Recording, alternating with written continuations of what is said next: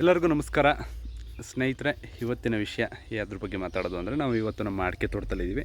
ಅಡಿಕೆ ತೋಟದಲ್ಲಿ ವೀಡಿಂಗ್ ಮಾಡ್ತಾಯಿದ್ದೀವಿ, ಅಂದರೆ ಹಳನ್ನು ತೆಗಿತಾಯಿದ್ದೀವಿ. ವೀಡ್ ಕಟರ್ ಮುಖಾಂತರ ತೆಗಿತಾಯಿದ್ದೀವಿ. ಆಚೆ ಸೈಡ್ ಅವರು ಹೊಡಿತಾ ಇದ್ದಾರೆ. ಏನಕ್ಕೆ ಅಂದರೆ ಸ್ನೇಹಿತರೆ, ನಮ್ಮದು ಈಗ ಆಲ್ರೆಡಿ ಅಡಿಕೆ ಬಂದುಬಿಟ್ಟಿದೆ, ಕಟಾವಿಗೆ ಬಂದಿದೆ. ಈಗ ಅವ್ರು ಕಟಾವಿಗೆ ಬಂದರೆ ಅವರು ಕಟಾವು ಮಾಡಿದ ನಂತರ ಅದನ್ನು ಆಯ್ಕೊಳ್ಳೋಕ್ಕಾಗಲಿ ಎರ್ಕೋಕ್ಕಾಗಲಿ ಸ್ವಲ್ಪ ಈಸಿಯಾಗಿ ಕಾಣಲಿ ಅಂತೇಳಿ, ಉಳ್ಳೊಳಗೆಲ್ಲ ಇದ್ದರೆ ಸ್ವಲ್ಪ ಬಿಡ್ತಾರೆ ಅಂತೇಳಿ ಇದನ್ನು ನೀಟಾಗಿ ತೆಗೆಸ್ತಾ ಇದ್ದೀವಿ. ಯಾವ ಮಟ್ಟಕ್ಕೆ ಬಂದಿದೆ ಅಂದರೆ ನೋಡಿ ಸ್ನೇಹಿತರೆ, ಈ ಲೆವೆಲಲ್ಲಿದೆ. ಹಳದಿ ಕಲರ್ ಬರ್ತಾಯಿದೆ, ತುಂಬ ಕೆಳಗಡೆ ಉದುರುತನೂ ಉಂಟು. ಹೀಗೆ ಕೆಳಗಡೆ 3 ಗೊನೆಯಲ್ಲಿ 1 ಗೊನೆ 2 ಗೊನೆ ಹತ್ತತ್ರ ಹಳದಿ ಆಗಿದೆ. ಅದರ ನಂತರದ ಗೊನೆಗಳು ಇನ್ನೂ ಸ್ವಲ್ಪ ಗ್ರೀನಲ್ಲಿದೆ. ಕಟಾವಿಗೆ ಬರ್ತೀವಿ ಅಂತ ಫೋನ್ ಮಾಡಿದರು, ಹಾಗಾಗಿ ಅದನ್ನು ನಾವು ವೀಡ್ ಕಟ್ಟಿಂಗ್ ಮಾಡಿಕೊಟ್ರೆ ಆರಾಮಾಗಿ ಅವ್ರಿಗೊಂದು ಹಾಕ್ಕೊಳ್ಳೋಕ್ಕೆ ಮತ್ತು ಹಾಯ್ಕೊಳ್ಳೋಕ್ಕೆಲ್ಲ ಅನುಕೂಲ ಆಗುತ್ತಲ್ಲ ಅಂತೇಳಿ ಮಾಡ್ತಾಯಿದ್ದೀವಿ. ಸ್ನೇಹಿತರೆ, ಇವತ್ತು ಇನ್ನೊಂದು ವಿಷಯ, ನಮ್ಮ ಕಡೆ ಎಲ್ಲ ಈಗ ಆಲ್ರೆಡಿ ಗದ್ದೆಗಳು ಕೂಡ, ಭತ್ತದ ಗದ್ದೆ ಈ ವರ್ಷ ಒಳ್ಳೆ ಮಳೆ ಆಗಿರೋದ್ರಿಂದ ಸಮೃದ್ಧವಾಗಿ ಫಸಲು ಬಂದಿದೆ. ಎಲ್ಲೂ ನೀರಿಗೆ ಕಂದಿಲ್ಲ.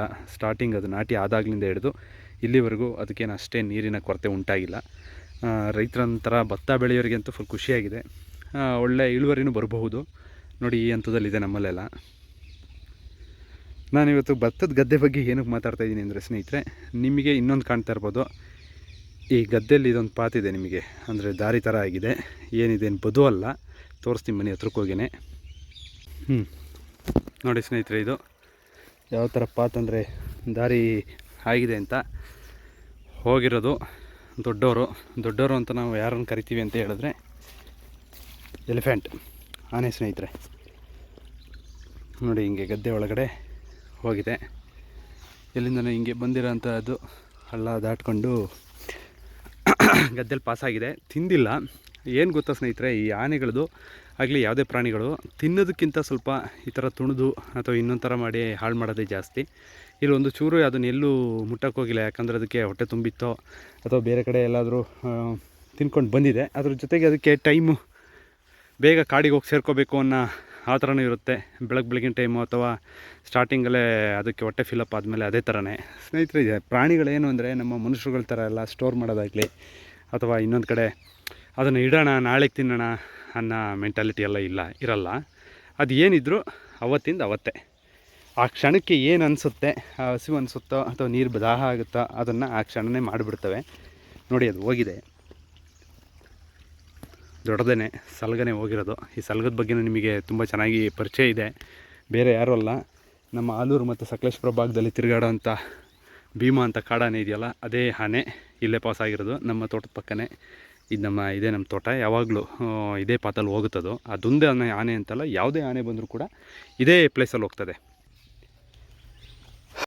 ಸ್ನೇಹಿತರೆ, ನಾವು ಇವತ್ತಿನ ಕಾಲದಲ್ಲಿ GPS ಇದೆ, ಮತ್ತು ರೋಡ್ಗಳಿಗೆ ನಾವು ರಸ್ತೆಗಳನ್ನ ನಿರ್ಮಿಸಿರ್ತೀವಿ, ಬೋರ್ಡ್ಗಳಿರುತ್ತೆ. ಇದನ್ನು ತಿಳ್ಕೊಂಡು ನಾವು ಯಾವ ಜಾಗದಲ್ಲಿ ಹೋಗಬೇಕು, ಎಲ್ಲಿಗೆ ಹೋಗಬೇಕು ಅನ್ನೋದು ನಮಗೆ ತುಂಬ ಸರಾಗವಾಗಿ ಹೋಗ್ಬೋದು. ಆದರೆ ಆನೆಗಳಿಗೆ ಅದು ಏನು ಅಂತ ಗೊತ್ತಿಲ್ಲ. ಅದು ಇವತ್ತು ಬಂದಿರೋ ಆನೆ ಇನ್ನು 10 ವರ್ಷ ಬಿಟ್ಟು ಬರಲಿ, ಅಥವಾ ಪೂರ್ವಜರು ಹೋಗಿರೋ ಅಂಥದ್ದು. ಈಗ ಭೀಮಾ ಕಾಡಾನೆ ನಾನು ಇಲ್ಲೊಂದು ಸಲಗ ಹೋಗಿದೆ ಅಂದರೆ ಅದೇ ಆನೆ ಬರಬೇಕಾಗಿಲ್ಲ. ಯಾವುದೇ ಆನೆ ಬಂದರೂ ಕೂಡ ಅದೇ ಪ್ಲೇಸಲ್ಲಿ ಪಾಸಾಗುತ್ತೆ. ಈಗೇನು ಪಾಸಾಗಿದೆ ನೋಡಿ, ಅದು ಆ ಜಾಗದಲ್ಲೇ ಹಿಂಗೆ ಸ್ವಲ್ಪ ಆಚೆ ಈಚೆ ಏನೊಂದು ಸ್ವಲ್ಪ ದೂರ ಹಿಂದೆ ಮುಂದೆ ಇರ್ಬೋದು, ಇದರಲ್ಲೇ ಪಾಸಾಗ್ತದೆ. ಅದಕ್ಕೇನು ಟ್ರ್ಯಾಕ್ ಇರಲ್ಲ, ಅದ್ರದ್ದು ಯಾವ ಸೆನ್ಸ್ ಅಂತೇನು ಗೊತ್ತಾಗಲ್ಲ. ಸುಮಾರು ವರ್ಷಗಳಿಂದ ನಮಗೆ ವರ್ಷಕ್ಕೊಂದು 3-4 ಸರಿ ಬರುತ್ತೆ, ಇನ್ನೂ ಹೆಚ್ಚಿನ ಬಾರಿನೇ ಬರುತ್ತೆ. ಕೆಲವೊಂದೊಂದು ಕಡೆಗೆ ಒಂದೊಂದು ಥರ. ಅದು ಯಾವಾಗ ಬಂದರೂ ಕೂಡ ನೋಡಿ ಅದೇ ಪ್ಲೇಸು. ಒಂದು ಸ್ವಲ್ಪ ಆಚೆ ಗದ್ದೆ ಇರ್ಬೋದು, ಇಲ್ಲ ಬೇಲಿ ಪಕ್ಕದಲ್ಲೇ ಪಾಸಾಗಿರುತ್ತೆ. ಮತ್ತು ಏನಂದರೆ ಸ್ನೇಹಿತರೆ, ಆನೆಗಳದ್ದು ನಾವು ಅದನ್ನು ಈ ಮಲೆನಾಡು ಭಾಗದಲ್ಲೆಲ್ಲ ಆನೆಗಂಡಿ ಅಂತೀವಿ, ಮತ್ತು ಆನೆ ಜಾಡು ಅಂತಲೂ ಕರಿತೀವಿ. ಈ ಥರ ಅದನ್ನು ನಾವು ಏನು ಅಂದರೆ 100 ವರ್ಷದ ಹಿಂದೆ ನೀವು ಆನೆ ಎಲ್ಲಿ ತಿರುಗಾಡ್ತಾಯಿತ್ತು ಅದೇ ಜಾಗಗಳನ್ನ ಇವಾಗಲೂ ಅವು ತಿರುಗಾಡ್ತವೆ. ಅದಕ್ಕೇನಾದರೂ ಅಡ್ಡವಾಗಿ ನಾವು ಏನಾದರೂ ಫೆನ್ಸಿಂಗೋ ಅಥವಾ ಮನೆ ಕಟ್ಟೋದೋ ಅಥವಾ ಇನ್ನೊಂದು ರಸ್ತೆಗಳು ಇದಾದಾಗ ಕಾರಿಡಾರ್ ಅಂತಲೂ ಕರಿಬೋದು. ಆವಾಗ ಸ್ವಲ್ಪ ಅದು ಪಾತ್ನ ಸ್ವಲ್ಪ ಚೇಂಜ್ ಮಾಡುತ್ತೆ, ಅದ್ರ ರೂಟ್ನ. ಮೊದಲೇ ತಿಳಿದಿರೋ ಹಾಗೆ ಆನೆ ನಡೆದಿದ್ದ ದಾರಿ ಅನ್ನೋ ಥರ ಅದು ಯಾವ ಥರ ಅದ್ರ ಮೈಂಡ್ಸೆಟ್ಟಲ್ಲಿ ಇಟ್ಕೊಂಡಿರ್ತಾವೋ ಅದ್ರದ್ದು ಯಾವ ಥರ ಸೆನ್ಸ್ ಮಾಡಿದೆ ಅಂತೇಳಿ ನಮಗೆ ಗೊತ್ತಿಲ್ಲ. ಯಾಕಂದರೆ ಏನು ಅದೇ ಆನೆ ಬರುತ್ತೆ ಅಂತ ಅಲ್ಲ, ಯಾವುದೇ ಕಡೆಯಿಂದ ಆನೆ ಬರಲಿ, ಕೊಡಗಿಂದ ಬರುತ್ತೋ ಅಥವಾ ಚಿಕ್ಕಮಗಳೂರು ಕಡೆಯಿಂದ ಬರುತ್ತೋ ಅಥವಾ ಹೊರಗಡೆಯಿಂದನೇ ಬರುತ್ತೋ ಆನೆ, ಆ ಪ್ಲೇಸ್ಗಳಲ್ಲಿ ಅದು ಹೋಗುತ್ತೆ. ಅದ್ರದ್ದೊಂದು ಇದನ್ನು ನಾವು ಆನೆಗಳಲ್ಲಿ ಇರುವಂಥ ಒಂದು ಶಿಸ್ತು ಅಂದ್ಕೊಳ್ಳೋದು ಅಥವಾ ಅದ್ರದ್ದೊಂದು ಸೆನ್ಸ್ ಇರಬಹುದು ಅಂತ ಅನ್ಕೋಬೋದು. ಸ್ನೇಹಿತರೆ, ನಮ್ಮಲ್ಲಿ ಮನುಷ್ಯ ಮತ್ತು ಕಾಡಾನೆಗಳ ಸಂಘರ್ಷ ಇವತ್ತೂ ಇದೆ. ಇವತ್ತೇನು ನಮ್ಮ ಭಾಗದಲ್ಲಿ ಒಂದು 100 ವರ್ಷದ ಹಿಂದೂ ಕೂಡ ಹೋದರೂ ನಮ್ಮ ಅಜ್ಜನ ಕಾಲದಲ್ಲೂ ಕೂಡ ಆನೆಗಳಿತ್ತು. ಆದರೆ ಇಷ್ಟೊಂದು ಸಂಘರ್ಷಗಳಿರಲಿಲ್ಲ. ಯಾಕೆ ಅಂತ ಹೇಳಿದ್ರೆ ಅವತ್ತು ಯಥೇಚ್ಛವಾಗಿ ಕಾಡಿತ್ತು.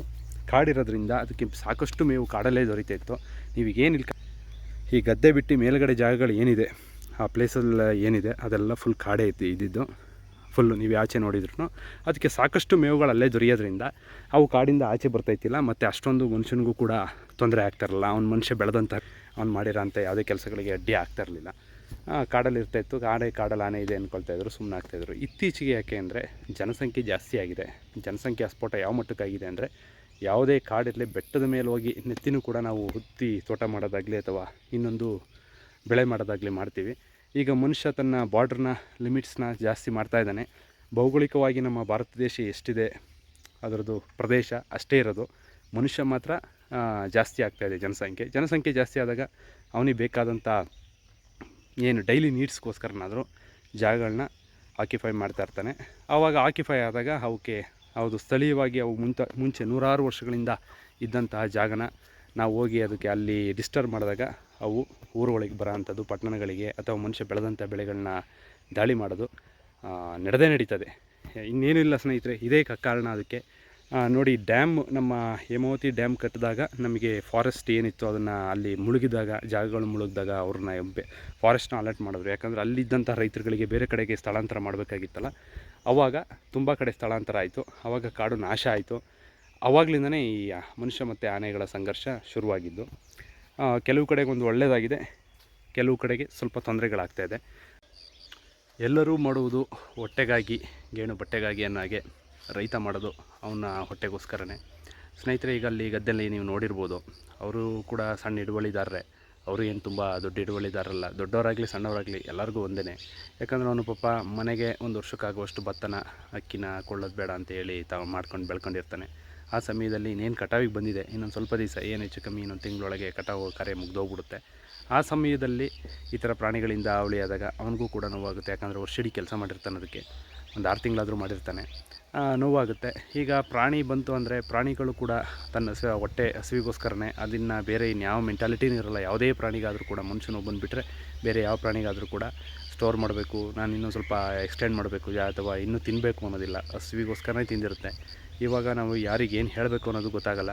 ಎಲ್ಲರಿಗೂ ಒಳ್ಳೆಯದಾಗಲಿ, ರೈತನಿಗೂ ಒಳ್ಳೆಯದಾಗಲಿ ಅಂತ ಹೇಳ್ತಾ ಇವತ್ತಿನ ನಾನು ಈ ವಿಡಿಯೋನ ಇಲ್ಲಿ ಮುಗಿಸ್ತಾಯಿದ್ದೀನಿ. ಮುಂದಿನ ವಿಡಿಯೋದಲ್ಲಿ ಸಿಗೋಣ.